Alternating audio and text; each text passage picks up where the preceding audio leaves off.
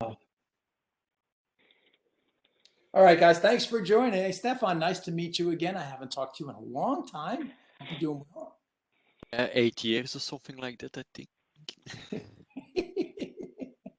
Thanks for joining.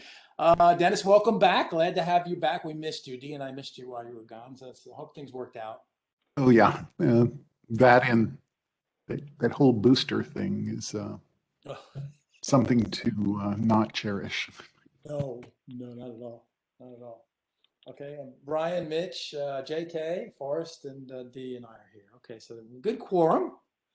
What I thought I'd do in today's call is, as you guys know, I sent an email around, look for suggestions on, what do we want to do with this group? What do we want to focus on?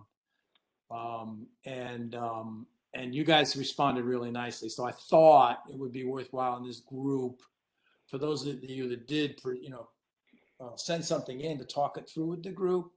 And I did make some charts out of it just so we had something to talk to. If that's okay with you guys, I just put your words on the chart just for fun. And the intention was just to kind of get a grouped understanding of what it is you think we could do. What would the deliverable be? What would we be striving to create? How do you see it help what we're doing here at OCA? I know you have thoughts on it, but we only had a couple sentences when we did the proposal. So I thought that would be useful. Just kind of go through the suggestions and then expand on them a little bit. And then at the end of the meeting, we can kind of talk about as a group, given what we just heard, where do we want to focus ourselves on the next set of meetings that I'll pull together. And I will create a bi-weekly cadence of this call on the Monday at 4. But the intention was to just kind of talk about these subjects now so that we could turn around and just pick one that we thought was a good place to start as a group. Because zero trust is so broad, there's a lot of questions of, what do we want to do? So anyway, that's what this meeting is all about. So Dennis, I took the liberty of pulling your stuff first. Since you were the first, Awesome. You were the first one to respond, so you get first ups. Yeah. So I put them on a chart.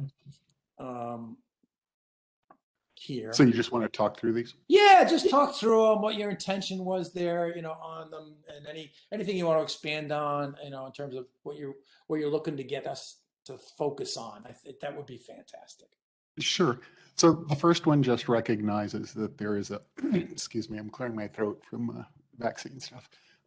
The first one just recognizes that a lot of the context used in zero trust policies, as they're being implemented and as it's defined in something like 800-207, the NIST spec for this thing, they grab context from different parts of life cycles. For instance, information that is accrued during development, information that is accrued during the curation of open source, information that's accrued during the enterprise/agency assessment of risk and assignment of risk in terms of sort of partial ordering at the top level objectives they're trying to get at. All of that stuff happens at different times than the policy enforcement action of a zero trust policy. So stuff needs to be collected at one time, captured, preserved, protected, and presented to zero trust policy at runtime. The question then becomes, how do you do something like that? And very little of the idea of connecting the dots across the various life cycles has been part of the definition as it exists now, or the reference architectures that have been published, notably the DoD one that we looked at in this group previously, or any of the other reference architectures. There has been some work at connecting the dots for individual life cycles like DevSecOps, but not as a general purpose mechanism for capturing, collecting, protecting, and presenting this contextual information that may be complete long before the protected component or application ever starts running. So that was the intent.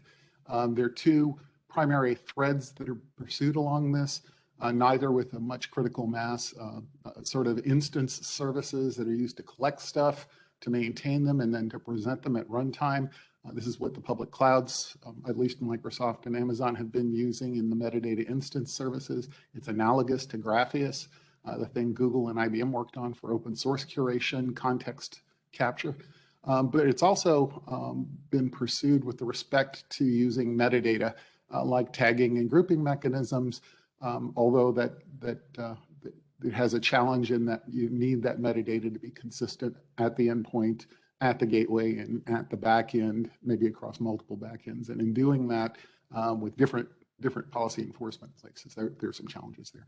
So opportunities to standardize, to taxonomize, what do the tags mean in terms of how do you express testedness, and how do you express the results of things like curation that are expressed in efforts like Grapheus, but in a way that applies to more stuff and across ecosystems. So I think there's everything from terminology to protocol to potential reference architecture that are potential deliverables out of this kind of thing. Does that make sense? I think this makes I think this makes a lot of sense, Dennis, and I think I very much agree with it as well. I think this would be a great, this approach of, okay, how do we take the zero trust definition and some of these notional zero trust architectures, overlay that with some of the work that's going on here at the OCA, and use that to identify, for, just imagining an architecture in your head, like for this line between these components, what are relevant standards in the space? How is that defined? And then furthermore, use that to map gaps, right? Here is something where there's a communication path in the notional zero trust architecture where there is no open collaboration for how this is supposed to work, right? So I think this is a great strategy. Assuming that's what you meant, that's what I got out of this. Yeah. Yeah. It's a little open-ended, so I didn't put any real boundaries on it. That's the first thing that would have to happen, right? We'd have to prune it down to what part of this we believe we can do something about with the resourcing and the focus that we have. Yeah, absolutely. And that's the tricky bit, Dennis, but I think no matter what we do, that's going to be true. Oh, of course. Yeah. Yeah. All right. Should I talk to the second one? Yes, please. So analogous in a way, in that it's also a one size doesn't fit all kind of scenario, but the risk that's referred to in zero trust is almost always impact risk. And that's very different than CVSS-based scores or temporal scores or any of those things. And it's very different than connectivity, and it's very different than exploitability. It's all about business impact. And so there is this definitional, classificational element to it that says the business has decided what's the importance of this objective and any of the services that support realizing that objective. The trouble is that in many of the use cases, there's a suggestion that zero trust should be able to be applied cross-agency, cross-entity, cross-business, and of course, cross kinds of assets. And the problem there is that we tend to define risk in terms of a relatively egocentric definition. What's the risk tolerance of an organization? What's the risk appetite of that same organization? What controls are they going to mitigate, and what things are they going to actually accept? Maybe have insurance about. Well, in all of that, those are relevant to the partnership / supplier and supplyee kind of discussion. Yet there's not a lot of talk about, well, how does that represented and talked about? We have protocols for dealing with trust, very little, which is sort of thresholded. What do you have to do to convince me I should trust you? But we have very little talking about impact risk and how that gets externalized and used to support trust-bearing decisions of one kind or another. There isn't, by definition, sort of an algebra for risk, but there certainly are formalisms that could let us make headway on what does a risk mean when it's being communicated between entities that may have different risk tolerance, different governance, different intentions. But what does it also mean when it's going across, for instance, platforms? In those circumstances, there still is the need to not couple tightly to the underpinnings of the stack in which something is implemented. You want that as complementary information, but you want that statement about impact to be able to be decoupled, to be able to follow the workload wherever it's implemented, and to be able to be bound based on impact, but informed by posture, if that makes sense. Anyhow, systematizing that discussion and maybe making headway on the taxonomy beyond things like crown jewels analysis or the risk map effort that MITRE had engaged in to the next step would be, I think, really useful. But this is more esoteric. It is about risk, and it may not have a clean finish line, but I think it can be greatly improved. So Dennis, one of the things that stymies me a little about zero trust and risk, which I think this is a great area to talk about, is you look at in terms of the way they don't trust anybody, and that's going to depend on a lot of things being set up in the right way. And so, the network segmentation they're talking about, the access to data they talk about a lot. And what I've seen when that was problematic, and from what I've read in Zero Trust so far, is how do you actually execute that? Because I've never seen good policies across those multiple spaces. It's always been, I set up my network's risk environment, I set up my data risk environment, but never the twain shall meet, nor do they really calibrate with each other. And I always read some Zero Trust use cases that say, well, if you're not on a VPN, then your risk is higher, therefore, the data access is lower. So that's kind of crossing a couple of things. Yeah. So to me, it's kind of interesting. I love the risk idea because I think because of the way that Zero Trust talks about it, and it's a fairly complex thing, not as you said, is business impact versus, the risk we love to think about, which, by the way, the ILB group is kind of touching on with their work. I think it's a very interesting leading edge kind of conversation just because of the complexity of trying to composite that, bring it together, and then obviously, as you're talking about, mapping it to the business impact and then being able to relate those two things. So to me, I've always found this one very intriguing. I'm not sure how solvable that is, but I certainly see the issues. Yeah, I think we can make headway. I think the most useful thing NIST did here was to separate the top-down sense of risk, the business's sense of risk, from the bottom-up understanding of risks. That is the list of things that you might have to worry about that are vulnerabilities. Getting systematic about how we put those two pieces of the picture together, I think would go a long way to taking the ambiguity out and the confusion out of our conversations about risk. We haven't, previous to things like Zero Trust, really had a top-down policy reconciled with the bottom-up policy, how we configure the firewalls, the WAF, what are the rules we put in place, all that stuff. This is an opportunity to talk about what's the relationship between risks and risk in terms of impact. Anyhow, that's the way I look at it. I get where you're going with this one, but I can also see this one being like a huge philosophical rat hole. Yeah, giant rabbit hole.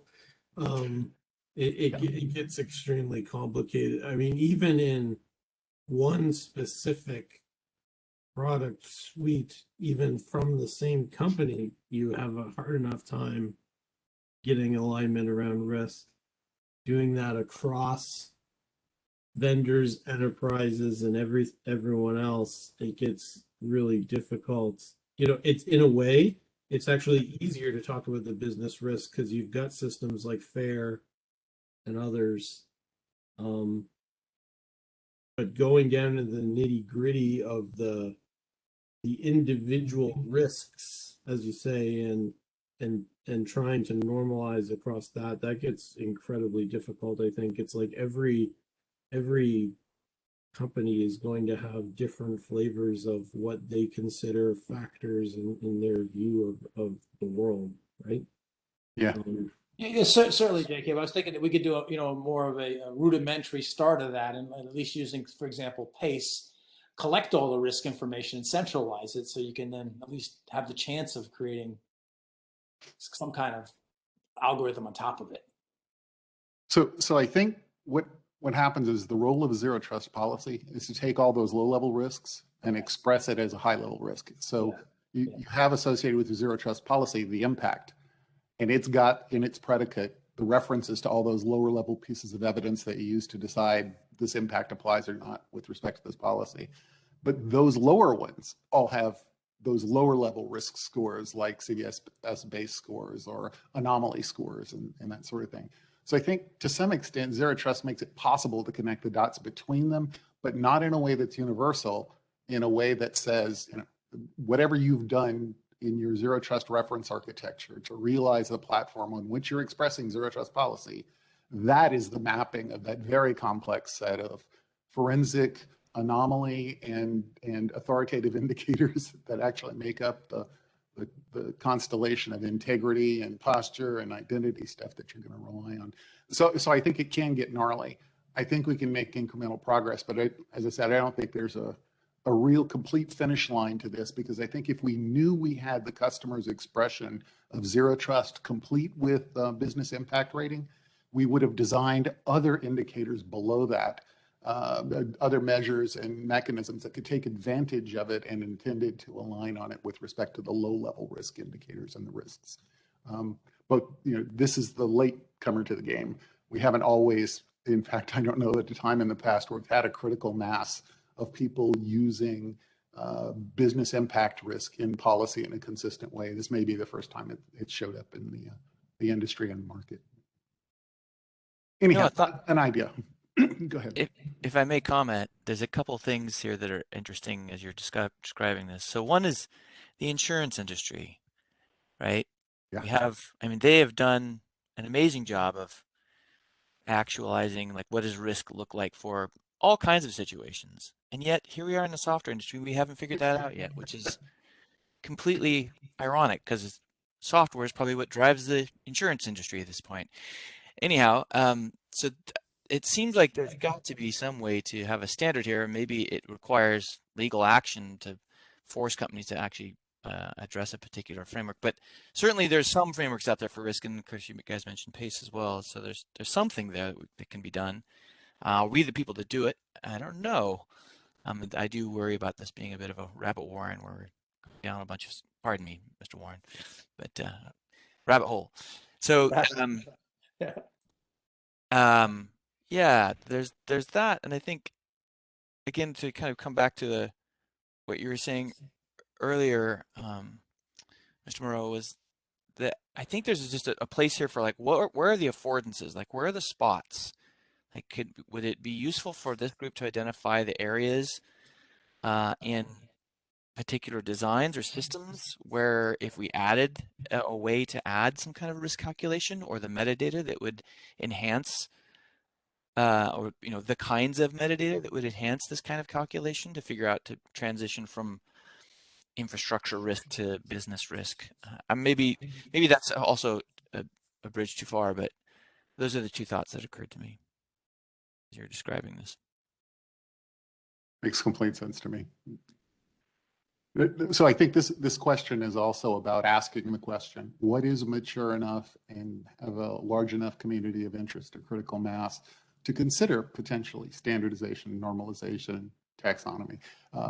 It's certainly possible that that doesn't exist yet. And so this is not ripe for the attentions of standardization yet. So worth thinking about. And the last one of the ones I submitted was the observation in the CISA Zero Trust maturity model and many other places that there are many systems that are, some of them very important systems, that without replacement or re-implementation are not going to be able to be conformant to how we've defined and what we're doing with Zero Trust. Its intention of giving you resilience to sort of the inside-out attacks. Because that's probably the case, what it seems is that for the foreseeable future, we're going to have to support, coexist with, and integrate with non-zero trust systems in order to be able to keep doing stuff effectively. What does it mean then that zero trust policy and zero trust domain has some level of integration with a non-zero trust domain without compromising the posture of either? How does that happen? The kinds of questions that are implied by this very pragmatic concern over what happens between now and a potential but maybe never ever realized fully zero trust world is the pragmatics of how do the parts play together. Does that make sense? That did to me. And so we have No, lots of very well used and standardized policy structuring mechanisms, and we understand how they work. And while they may not be effective against supply chain attacks and ransomware at scale today, we certainly probably can add better capabilities in order to be able to understand what risks they pose to a zero trust environment when they're integrated, and what are the constraints. How do we make that work? Would be worth considering at least. Yes, I certainly see, Dennis, many cases of policies that I know in some of the products that don't address zero trust. So just by that nature, there's a gap in terms of how do you supplement that so that it can participate in its current form with zero trust environments. So intending to be or want to be friendly with a zero trust environment when it's not quite there already yet is an interesting question. And I'm sure we're going to have lots of those, specifically in the IoT world. That it's going to take a while for them to evolve to be able to connect in truly in zero trust environment. Well, that's all the ones that I had submitted. Over to you. Beautiful. Well, I think they were all excellent, thought-provoking, Dennis. I appreciate them. a quick note. Okay, I wanted next one. to Yeah, point sorry. out that Brian Salk has made some interesting comments in the chat. So if you take a Oh, second okay. to I look haven't at been looking. those, Thank you, Mitch. I wasn't looking.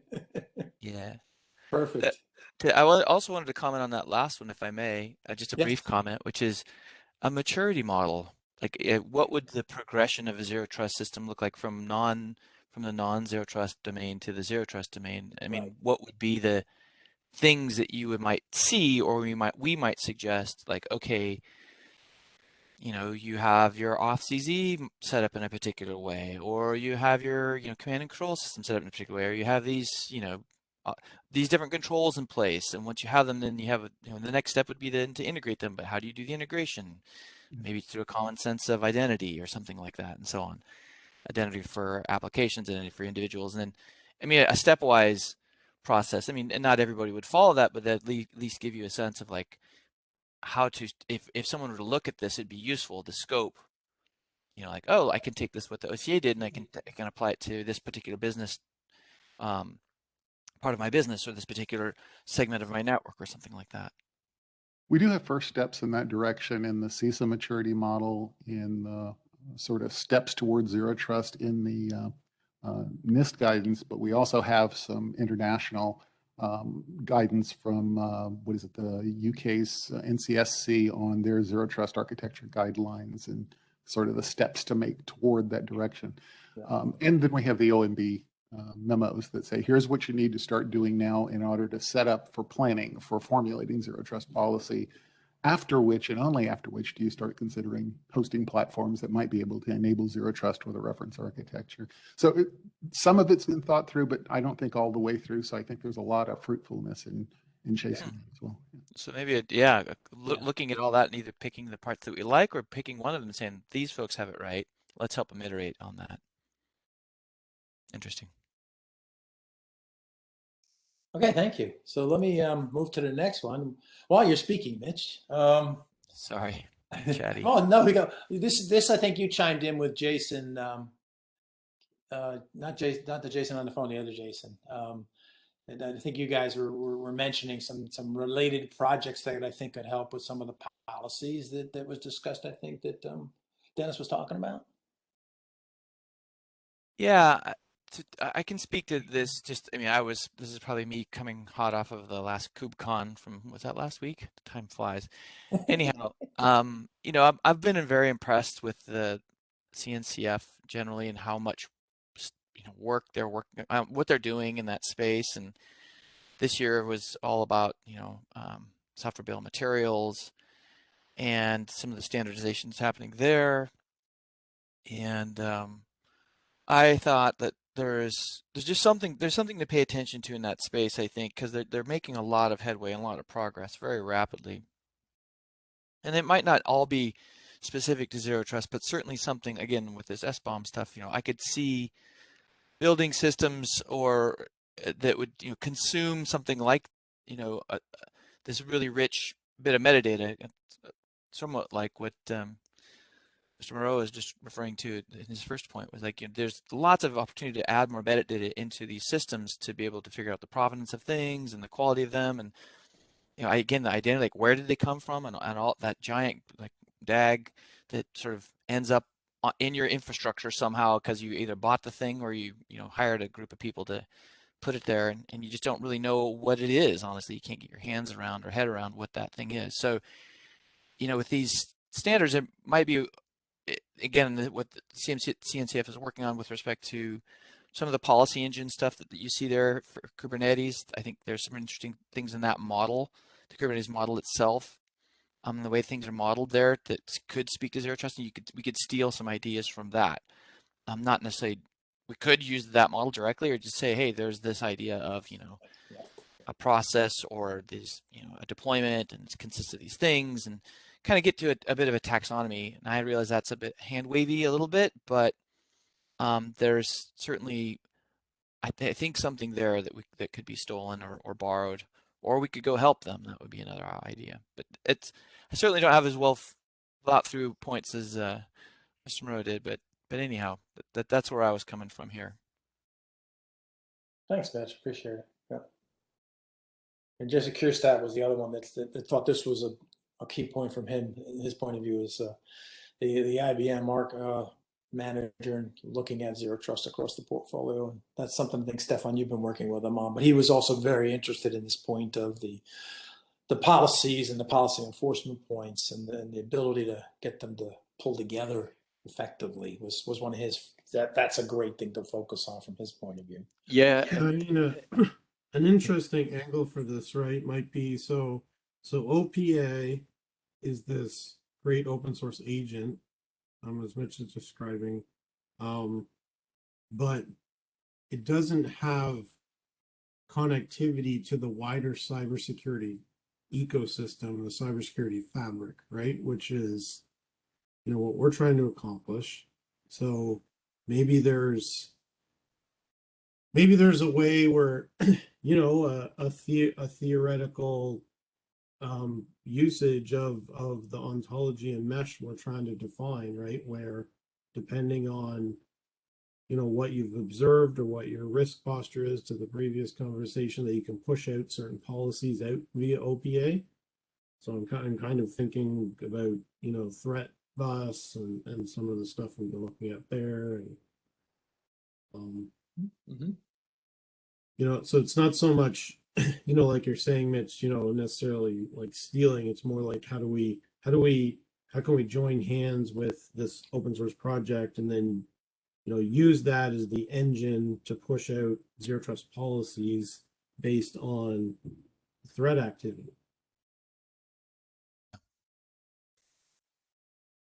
Stealing sounds subversive. Subversive sometimes sounds fun. Not always. Yeah. We're in the security world, so it's appealing to the darker natures of people, perhaps. I like it. But yes, I think that helping them out I think the industry needs a helping hand from all of us in this regard. Yeah. Or as we said at the beginning, Mitch, it'd be bridging between what we're doing and what they're doing. Yeah. You're talking about the beginning of the meeting, which is also appropriate, I think, for what you're just talking about. And for those it's that also haven't a played, natural extension from the stuff that OPA's been used for. That OPA also is part of a commercial offering from Styra, the guys who invented the OPA stuff. And their use of being able to capture higher level business policy and use it to constrain or to map to lower policy, giving you that decoupling that the paragraph here refers to, became a very important point of being able to move the policy with the workload across different lower level implementations. And that seems to have a lot of utility to it if we can normalize the underlying expressions of evidence. And that's the challenge. Everybody's trying to do that right now with reference architectures, trying to distill down where are the isolation boundaries and how can I make myself not care if it's a VPC on Amazon or if it's a microsegment on VMware or something else. And because of that, we're in need of that vocabulary that lets us talk about those things and decouple it semantically in addition to the technical mechanism for doing it. OPA has been useful for that in some domains and could be useful here. I think we'd also get cooperation from Styra, sort of the commercial side of that direction, if that makes sense. Yeah, OPA definitely benefits from, or just Kubernetes benefits from having this really strong model. And a model that's expressed very structured information, right? It's YAML going in, and what comes out the state of the thing is basically YAML, JSON, etc. But very structured, and OPA basically can take that structure and have a point of view on it. And so and of course the source code, it's a language, Rego, so it's code as policy, etc. I think that's another benefit potentially, that it's really wonderful that they open source that, because what could happen would be an explosion of policy engines out there, which probably already has happened, but open source ones as well, which makes things more complicated, even really complicates the situation more. And I think ideally in an open source setting, you want to be able to share policies for different kinds of contexts. And this is why I think some of the promise that at least this particular agent and others like it offer, like the ability to, I could standardize on a policy to describe certain kinds of scenarios and the conditions where there's certain kinds of inputs, and I could share that with you potentially, or at least let you look at it and understand it, because it'd be a common language. Agreed. Yep. I think I had one more here. Let me see. I think, Misha, this is just your. Oh gosh. This is just. I think this is just good reference material. I just put it here just so I wouldn't. Sorry. This is just a link. A link soup from link soup from the Kubernetes conference. So I've clearly I just a good reference material. I just wanted to put it there just to not leave it blank and say, why is Warren ignoring all of my comments? Here it is, Mitch. Here it is. But anyway, yeah, I don't think there's anything you want to say here per se. No. I think, as you said, just good reference material if we chew into any of this. So the only other thing to cover was that I put, remember in the first Zero Trust meeting, I put some suggestions together based on this picture and this picture that I took right out of the Zero Trust one. The one I was picking is these lines. Looks like an opportunity for us to collaborate and pull together all this information from all these different stovepipes so that we get all this stuff on the right, because without this stuff here, you can't do the stuff on the right. So that was one. And then the other one was this discussion about, and this looked like PACE to me when I read this. It's like, well, okay, you got some kind of control plane collecting information from disparate endpoints. So I think PACE would fit in here really well. And then there's a bunch of stuff over here on automation, analytics. There's our behavior analytics. So we've got a little bit going on there with our work group. And then the SIM and pulling stuff together. So if you remember, the things I also suggested was define the data exchanges, which is this stuff here. So we can be pragmatic and say, look, you guys have defined this in the specification. We want to go a little lower level and figure out how to be able to tag and correlate this data so we know how to use it in the context of Zero Trust. That's an example. And then the other one here was PACE. This is like PACE, I think, fits this nicely, but setting up an environment where PACE can go collect the Zero Trust status from the enforcement points, bringing it centrally together so that we can execute on this thing over here. It's a collector and an organizer and what it does, right? Getting the information, making sure it continues to retry it, dealing with all the disparate things you got to collect from. I mean, that's what PACE does, right? So I thought that was kind of sweet. So we can focus PACE on Zero Trust. That'd be cool. Probably do some stuff around the SIM, the collecting, correlating from pillars, and that was out of this picture here. Right, all this stuff's supposed to come into the SIM and SOAR, so we could spend some time here with some architecture views on this. What kind of specific data are we collecting? What kind of information are we trying to pull in context? What kind of maybe OpenC2 commands should we define to get specific information that Zero Trust is looking for? That kind of stuff. So those were the things that, if you remember, I discussed here. And this one I think overlaps. That's what you were talking about. But the analytics risk scoring, which again is put in here. This stuff is key for some of the Zero Trust work. So we did some work in here to try and understand how to analyze and pull together the data we need to get the analytics to work properly. That was the intention of that one. Okay. So that's all of the ideas we had at this point. I'll stop for a second. Anybody on the phone hasn't brought one up yet that wants to bring one up in terms of an idea or a scope or a focus we can have as a work group? Bring it up now. So hopefully you guys can hear me now, because I've realized I have to juggle 2 mute buttons, and it looks like I have a status, so great. I don't really have an actionable suggestion, just something for the group to think about. So as we go through all the various parts of the zero trust architectures and where we want to try to help inform things surrounding access to control decisions or ability to perform a function, I think something that generally gets left out is the temporal nature of things, right? So Brian, has made a request to open a document, and I've got all the right labels for my persona, and I've got the access stuff that says I should be able to see it. And then somebody realizes that I've been committing time card fraud for the last 2 years, and suddenly they want to lock me out of the system. Well, my access has been granted and I have the document open. There's probably not a ton of things that you can do at that point other than to shut my computer off. But when I start moving to other things, trying to access other resources, there should be a means to lock me out. And so I think when we talk about some of the different areas of an architecture, we should consider the temporal nature of granting access and the ability to, say, reinforce an access control decision. It's been enforced once by giving me or denying me that initial access, but let's think about what potentially would be needed for reinforcement of those decisions.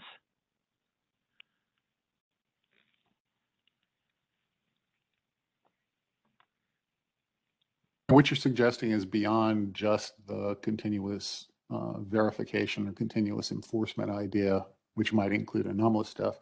What you seem to be suggesting is saying I observe an anomaly at place X in my system, and it informs something about policy enforcement at place Y at someplace else. Is that right? Yes. And like I said, I don't think it's a really actionable thing, other than we can think about what implications could inform things like what Dennis was talking about earlier with characterizing risk, or if there's something that might tweak just how we consider the use of digital policies, like your access decision could be granted for some predetermined period of freshness, and then you'd have to reassert identity or do a periodic recheck, right? So going back to the continuous assessment. Yeah, I mean, I'd agree, right? Like in general,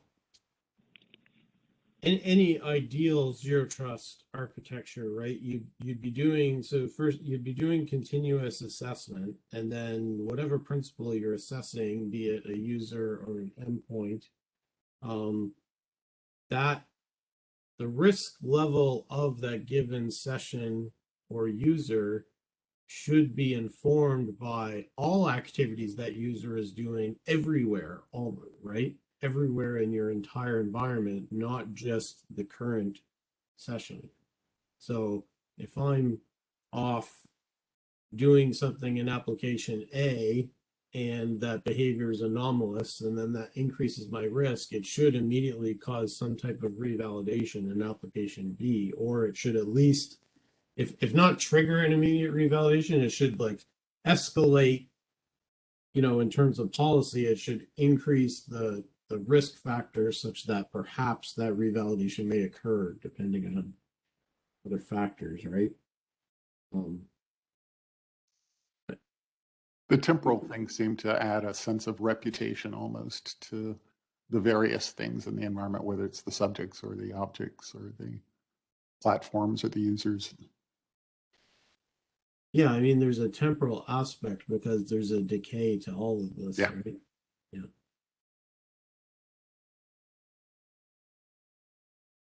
One of the things I fear the most about some of the zero trust stuff is the centralization of control, because you can't, right? I mean, the idea that you have a timeout on a thing and it has to make a query to reestablish.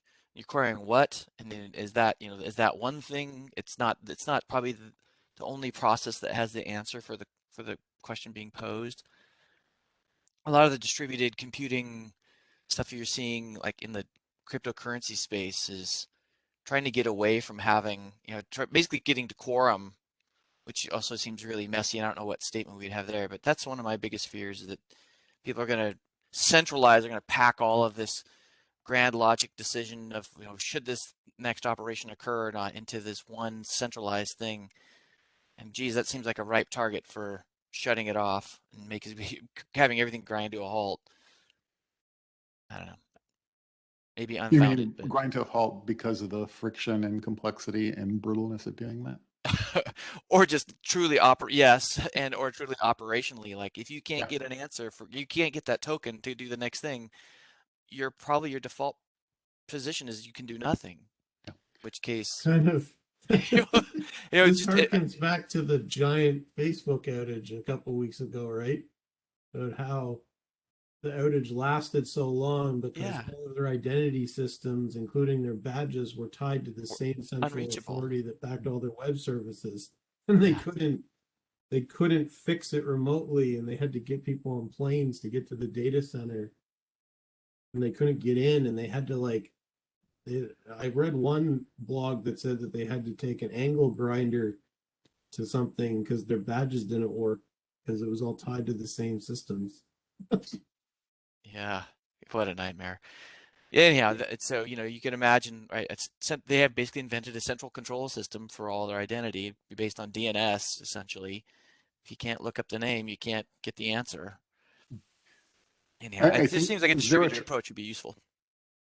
I think Zero Trust tries to get adaptivity by only codifying those things that are absolutely explicit, bright guardrails that should never be violated as the things that you enforce explicitly, by questioning the integrity of those, by continually verifying those. And that can be with normality indications and other stuff. So it tries to maintain a level of adaptivity. But I think at a higher level, where the complexity of that, me having to digest and understand what you've done in your zero trust policy to secure a service that I'm considering using, that is hopelessly complex. And so there, I think that higher level of trust services and the matching of those to what a user might specify as their tolerance for trust or the evidence they require in order to trust something. That there's going to be a number of ecosystem mappings to bridge the breathtaking level of complexity across these. But I think in the islands, if I was doing all 12-factor applications on top of Kubernetes, on top of service mesh for a particular trust domain, that the rigors of zero trust are pretty tolerable in that coloring inside that line. And so you can make the systems, therefore, much more resilient because of it. But it's a pretty heavy lift, and it's not compatible with pre-architected, conventionally developed systems.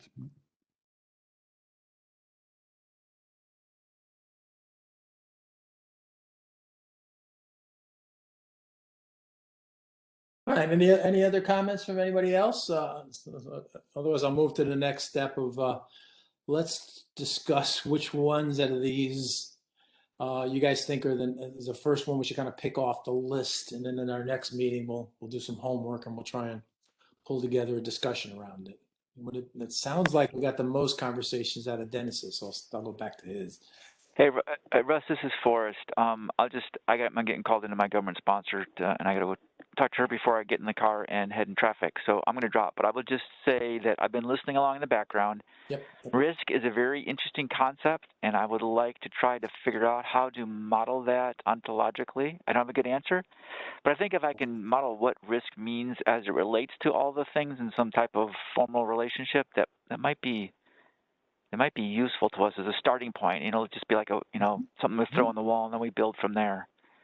So I'm not quite sure how to do it yet, but it's something that is important in the intelligence community where I work. So if I can get an answer here, I might find expanded usage of the concept. So over. Thanks, guys. Perfect. Thanks, Forrest.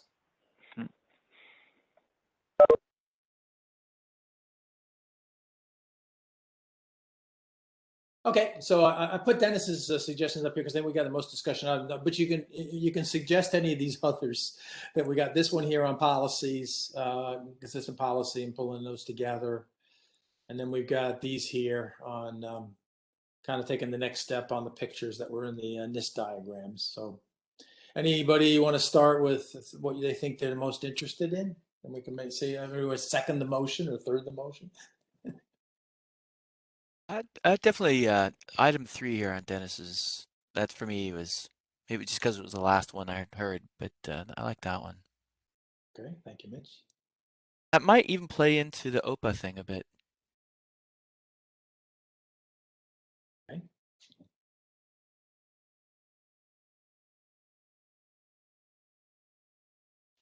How about others?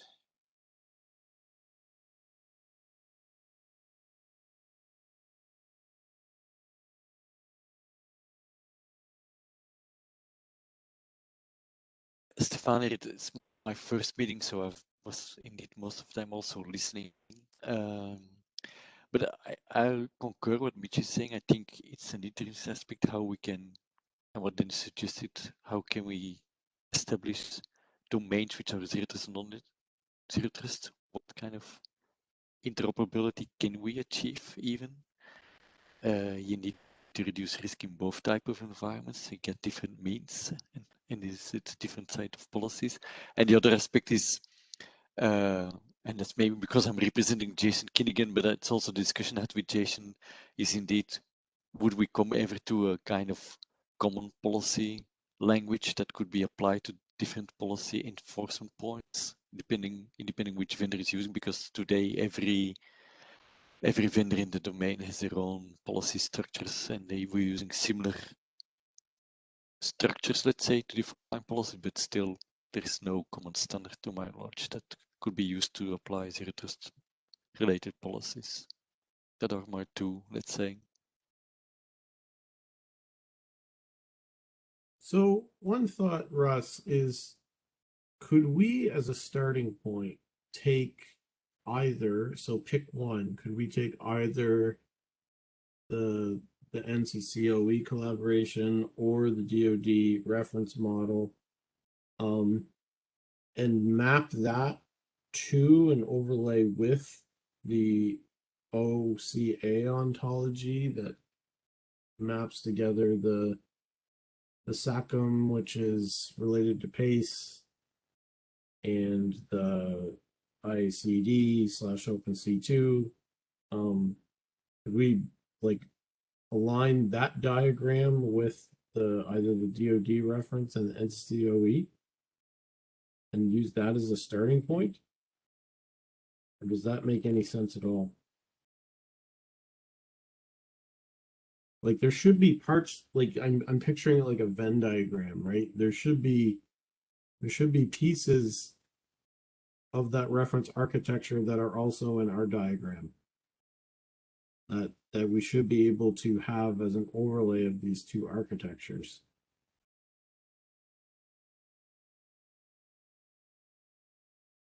Is there, I don't know if there is or not, any level of NIST zero trust ontology documents anywhere that we can look at, or? There is with respect to the zero trust concept. So they'll clearly articulate what's the difference between a zero trust reference architecture, zero trust policy, and then sort of the layer below that, what are the evidences that could support the places you get telemetry from that could support the reference architecture supporting the policy. But it doesn't go much further than that, other than what we see in the reference architectures from the DoD on connecting the dots to the DevSecOps pipeline and things like that. But because those things exist informally, almost observationally, and then in text, I think there is a chance to systematize them and maybe normalize them. That would be really interesting. Isn't there one? Isn't there one that we've created, Russ, that I've seen around? The OCA ontology, you mean? No, I'm talking about an IBM zero trust architecture. Oh, Stefan, you may know that. You're working with Jason, aren't you, on that? Is there such a thing? There is a reference architecture, but that's not what I think Jason has in mind. I think I've Because seen it's a reference architecture from IBM a couple of months ago. I would have seen it about then. I don't know when it was built. Checking real quick. yeah. So I'm also thinking, because I've seen so many pictures, I try to. I've seen a recent one that Jason has created, or Jason Gilligan was involved at least. Okay. I can pull that up, I think, but I need to look as well. Okay.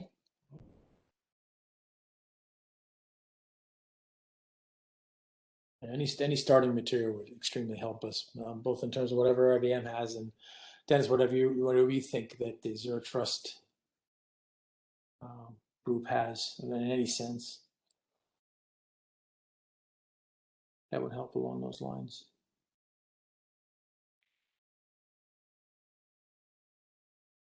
I've also got the public cloud Zero Trust reference architectures. So Amazon has one.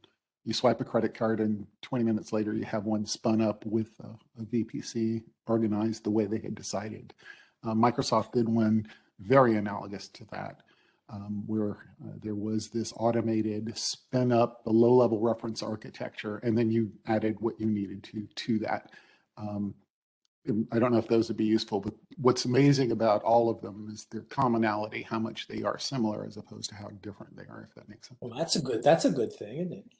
Yeah. Yeah, I mean, the part where I think that we could have a point of view, right, is in the evaluation, the risk evaluation portion, and the decision making around which policies get pushed.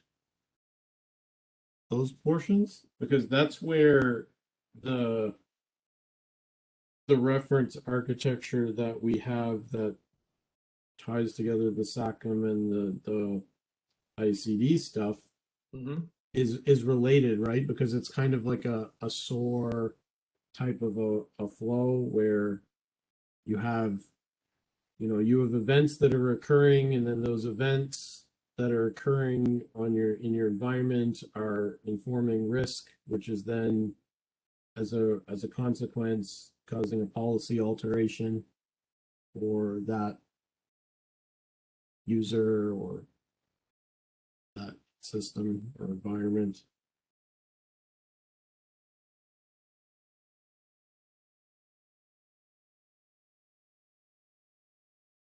So what I send you, Russ, is I found the blueprints, but that are not really, I would not call it reference architecture because it's high-level blueprints, but I know we created 4 of them. That's what I was looking for, Stefan. That's what I've heard. I've seen these Zero Trust blueprints. That's what you're talking. Yes. Yeah, indeed. And I was involved in creating one of them. So, but I know that we're also looking at the reference architecture, but I think that's work in progress. But I'll share the link to the 4 blueprints that we created earlier. Thank you. Thank you, Stefan.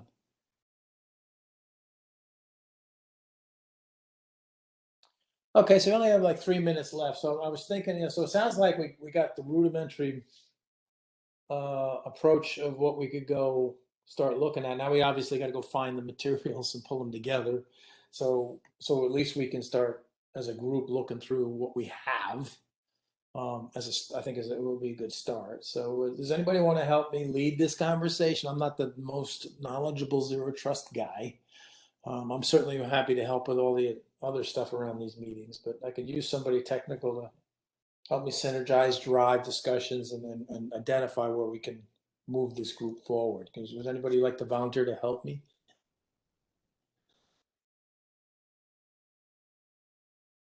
Well, I'll certainly volunteer.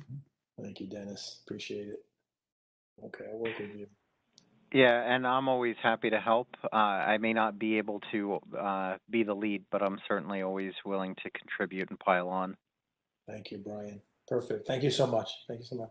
And the rest of you, Stefan, send that link. Anything you have in the domain we just discussed is you think would be relevant to get the group on board and get our heads wrapped around a specific domain of things we could start working towards, I would appreciate it. I will set the next meeting up for 2 more weeks, so it'll be a couple weeks before we meet again. So hopefully, if you can send that stuff out sometime this week, so I can get it together and get it out to everybody, so we have a chance to collate it and get people to have time to look through it. And then Dennis, maybe you and I can then try and make sense out of that reference material that we do get and figure out how do we want to proceed with that in mind. Sure. If that's okay. Yeah, very much so. It sounds like Dennis, maybe perhaps you have the best sort of landscape in mind of all this material.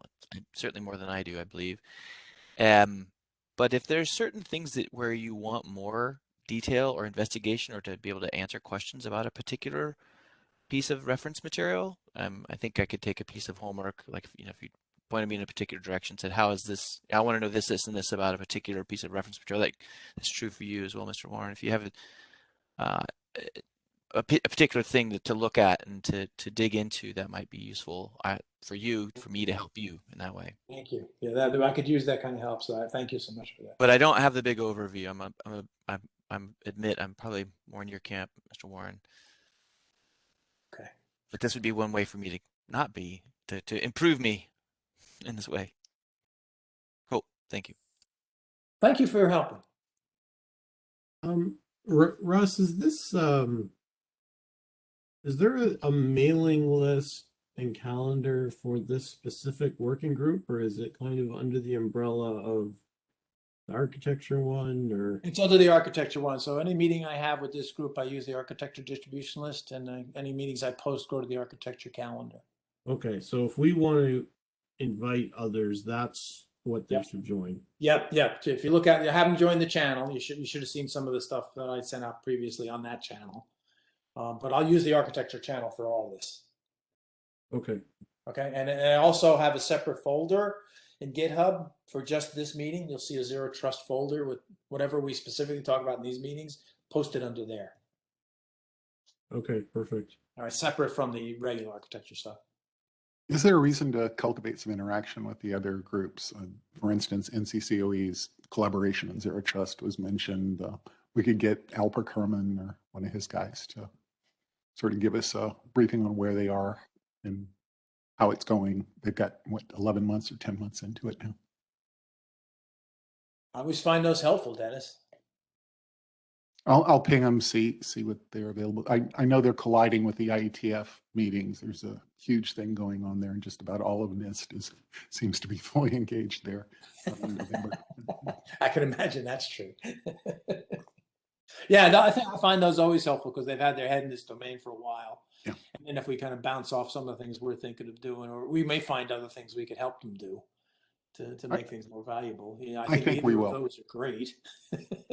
I think we will, because we'll get a clearer indication of where the boundaries of what they're considering and what they're not, what's working, what's not, and what do they have bandwidth for and whatnot.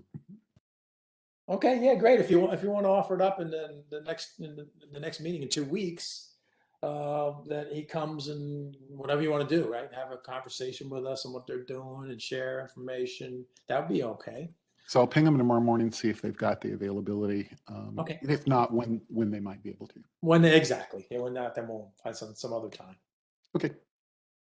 Okay, thanks everybody. I'm at time, and I try and keep these meetings as on time as I possibly can. So thank you everybody for joining, and thanks for all your valuable input. We'll kind of continue to shape this, but at least I think we now have a direction of the area we're looking to get focused on. So I thank you all for helping me through that. And Great have a session, great. Russ. Thank you guys. Thanks, Russ. Bye-bye. Bye.